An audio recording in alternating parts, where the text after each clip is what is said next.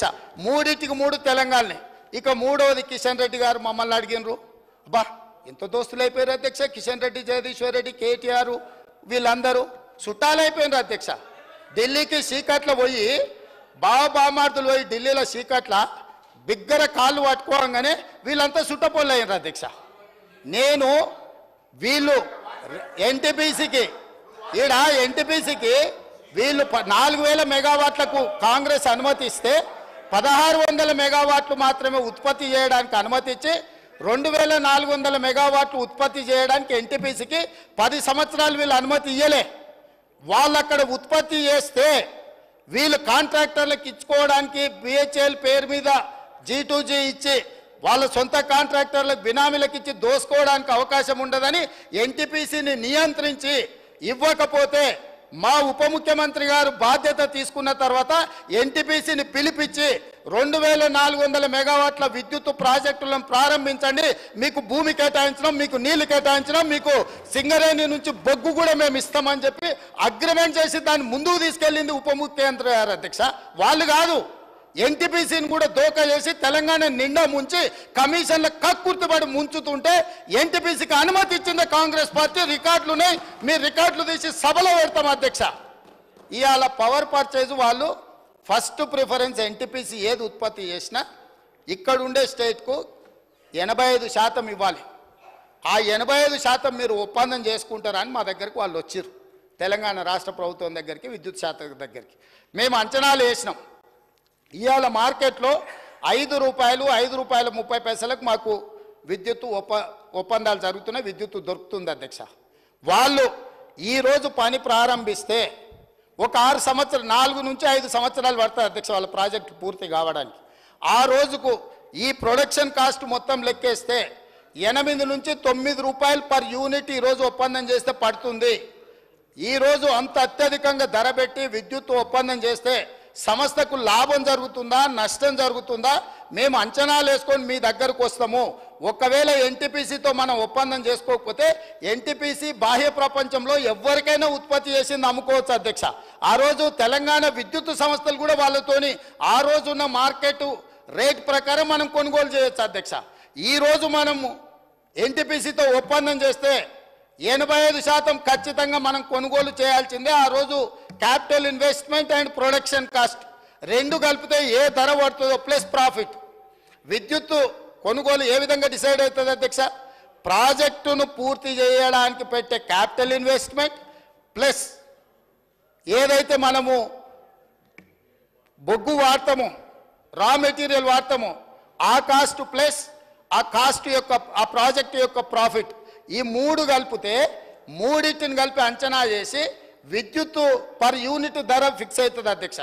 ఇప్పుడున్న అంచనాల ప్రకారం మా అధికారులతో నిపుణులతో మాట్లాడితే ఇప్పుడు ఎన్టీపీసీ కట్టబోయే 2400 మెగావాట్లతో ఈ రోజే మనం ఒప్పందం చేసుకుంటే ఉత్పత్తి సమయానికి మనం ₹9 పర్ యూనిట్ చెల్లించాల్సి వస్తుంది. ఇది లాభమా నష్టమా అంచనా వేసుకొని వాళ్ళతో ఒప్పందాలు చేసుకున్నాం అధ్యక్ష.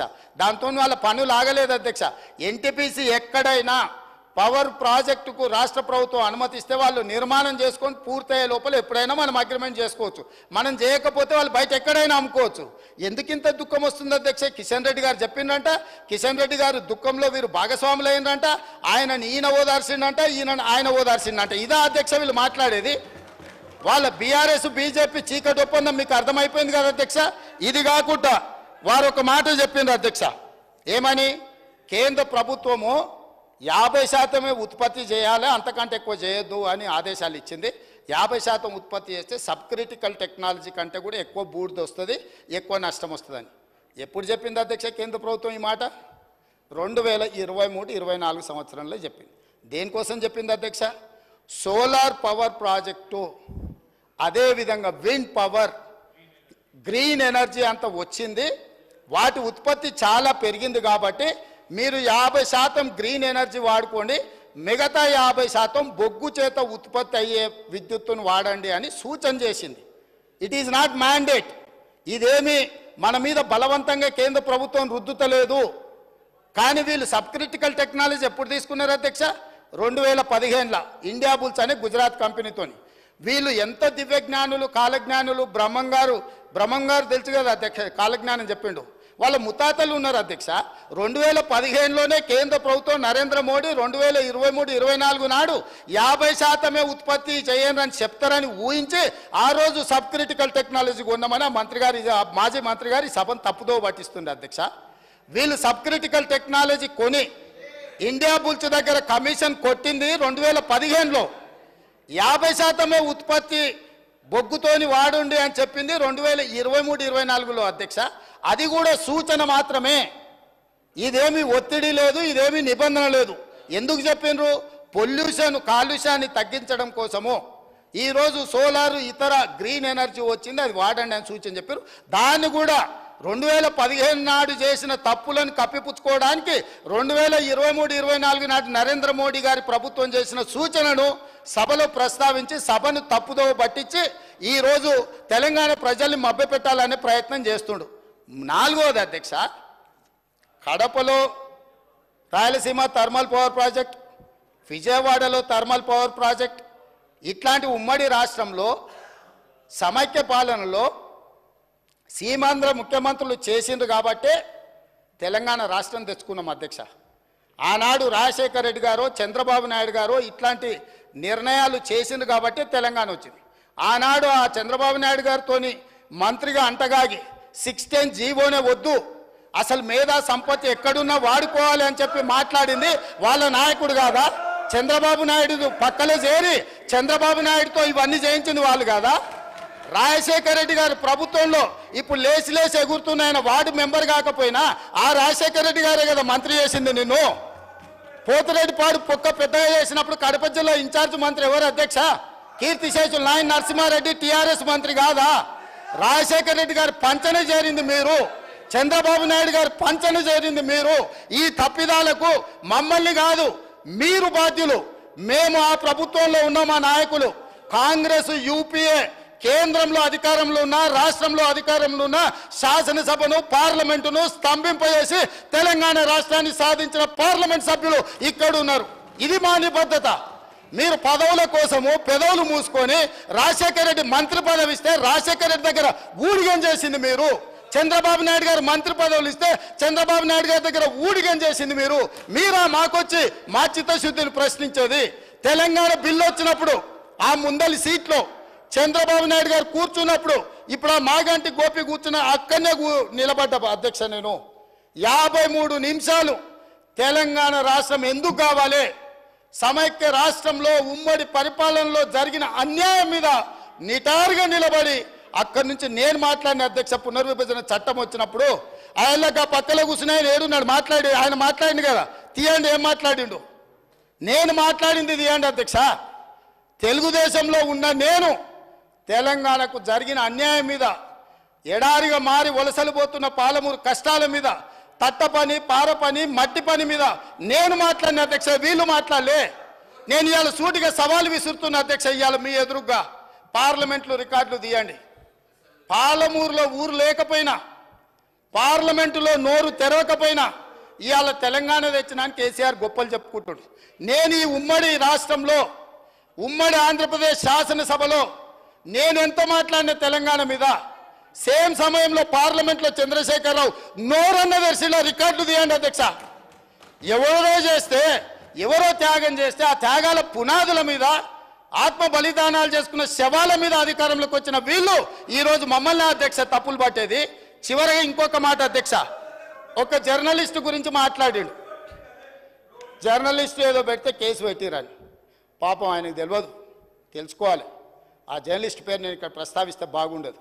ఆ జర్నలిస్ట్ని పోయి అడగాలి ఆ మాజీ మంత్రి గారు. ఆ జర్నలిస్టు ఒక టీవీ ఛానల్కు CEO. రాసియమంటే రాసియకపోతే SC ST కేసు పెట్టి అరెస్టు చేసి జైలు వేసి ఆ ఛానల్ గుంజుకున్నది వాళ్ళు అధ్యక్ష. ఆ ఛానల్ గుంజుకున్నది వాళ్ళు.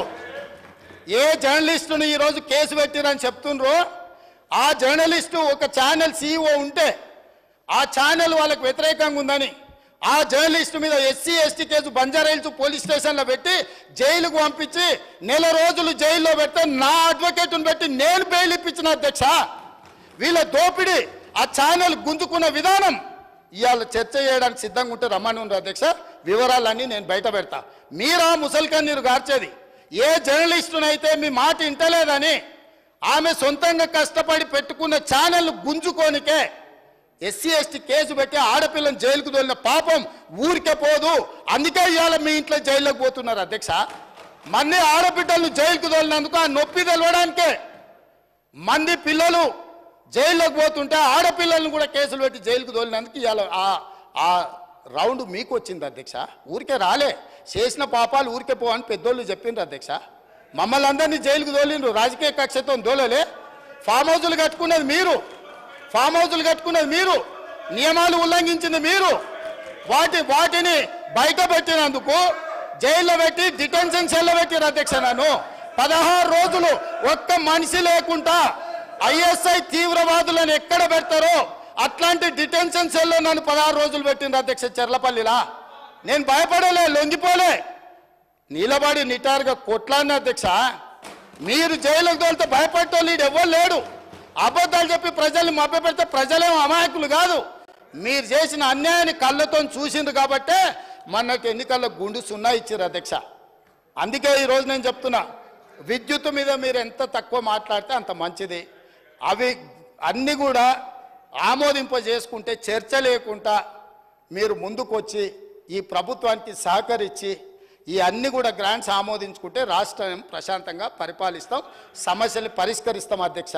ఒకవేళ వీళ్ళకి అంత కోరికుంటే మళ్ళా ఫస్ట్ సెకండ్ నాడు ఆల్రెడీ లెజిస్లేటివ్ అఫేర్స్ మినిస్టర్ గారు తమరిని రిక్వెస్ట్ చేసి తమరు ఫస్ట్ సెకండ్ కూడా సభ నడుపుతామన్నారు. ప్రత్యేకంగా 10 సంవత్సరాల వాళ్ళ పరిపాలన మీద, వాళ్ళ గొప్పతనాల మీద రాత్రింబగళ్ళు సభ వాయిదా వేయకుండానే 1 గంట కూడా విరామం ఇవ్వకుండా చర్చకు మేము సిద్ధంగా ఉన్నాము. ఇవాళ సభ్యులకు నా సూచన ఒక్కటే, గ్రాంట్స్ మీద మీ సూచనలు ఏమని ఉంటే ఇవ్వండి, మాకు అభ్యంతరం లేదు. అంతే తప్ప ఇట్లాంటి ఊకదంపుడు ఉపన్యాసాలు మీరు మాట్లాడిన కొద్దిగా మీరు అబద్ధాలు చెప్పడం మానకపోతే నేను నిజాలు చెప్పడం కూడా మానాను అధ్యక్ష. మీరు ఎంత అబద్ధాలు చెప్తే నేను అంత నిజాలు చెప్తా.